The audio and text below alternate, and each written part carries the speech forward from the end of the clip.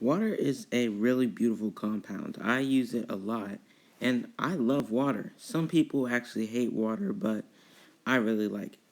We use it to shower, and a lot in chemistry, we use water as a solvent. We use water to wash our hands, and it's just a useful compound. But I wondered, can I make water?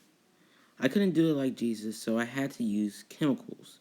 But what chemicals would I use? First, let's imagine a scenario where you don't have water.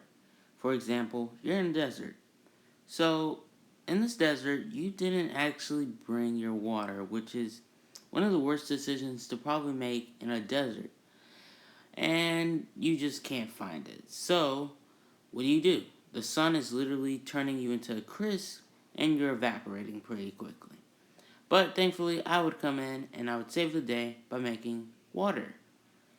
But I'm probably not actually going to be there, so you're probably going to die. The real question was, how do I make water? And then it came to me.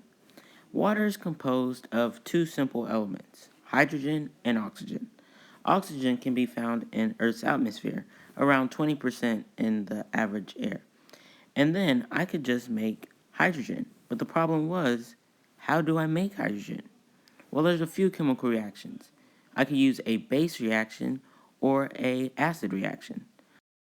But the problem with the base reaction is that it had water in it, which is something we were trying to make.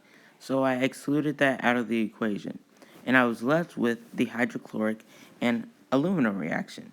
This would create hydrogen gas. So the first step I would have to do is add aluminum metal to a container. Then, in that container, I would then have to add hydrochloric acid. This would create hydrogen gas, but the problem was we included hydrochloric acid in the reaction. This would create hydrochloric acid vapors, which are extremely toxic and would ruin our yield of water and contaminate it in the future. So how do I remove all the acid vapors? And then it came to me. I could bubble the hydrochloric acid vapors through water. This would remove all of the vapors and make the hydrogen gas pure again. So, all I would have to do then is burn the gas. This would create water, theoretically.